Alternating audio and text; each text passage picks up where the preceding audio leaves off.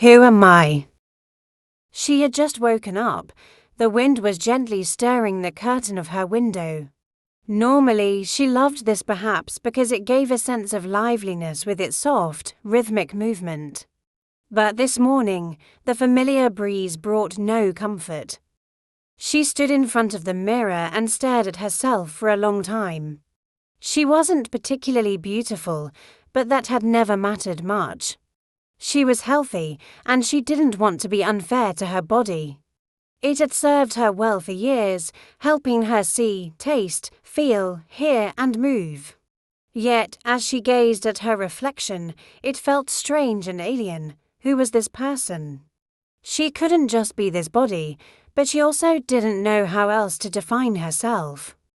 As a child, she had been smart, respectful, and well-behaved. Academically, she excelled, and people often said a bright future awaited her because of her intelligence, kindness, and helpful nature. She graduated from the teaching department of the university and secured a job at a private school in a good neighborhood of the city. Given the country's economic conditions, she worked long hours from 9 a.m. to 8 p.m., but she loved her profession and her students, who loved her in return. Her employers constantly assured her that they valued her and wouldn't let her go. But then, everything started to change. The country's economic situation worsened, and to avoid sacrificing their profits, her employers reduced salaries. Prices were skyrocketing, including rent. Moreover, her mother fell ill, and she had to take care of her. She was already working late and now had to stay at the hospital at night. This situation wore her out. Her exhaustion was evident. To make things easier, she moved back in with her family, but after living independently since university, adjusting was hard. Things weren't going well at work either.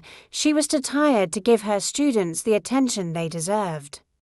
When she asked her employers for adjusted hours, they told her that many people were willing to work under these conditions and that she could leave if she wanted to, as they wouldn't be working with her next year anyway. In other words, she was unemployed. As she searched for a new job, she found that employers preferred candidates who could work long hours and often asked intrusive questions about her personal life. The pressure at home was mounting. Desperate, she returned to her old workplace, only to hear from her boss that she was inadequate and that they had never really wanted her there. She was stunned. Wasn't she one of their best teachers? What happened to all the praise for her dedication, enthusiasm, and knowledge? Had it all been forgotten? She realized that even if they made things easier for her, if she wasn't so tired, everything wouldn't return to how it was.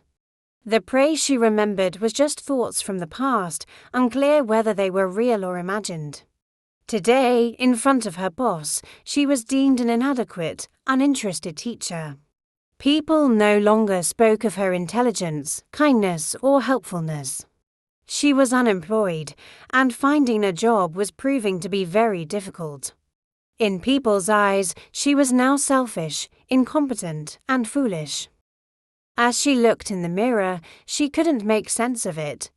Yesterday she was one person, today she was another, and what would she be tomorrow? Who would decide? She didn't have a mirror like Cinderella's stepmother's, one that would answer her questions. Who am I? What am I? Am I smart or stupid? Good or bad? Selfless or selfish? These questions constantly ran through her mind. How do people measure worth, and how is the accuracy of this measure determined? She didn't know. Her mind was a whirlwind of confusion, and her spirit felt oppressed. She stared at the mirror for a long time, trying to quiet her thoughts. Eventually, she smiled slightly and went to the kitchen to prepare breakfast.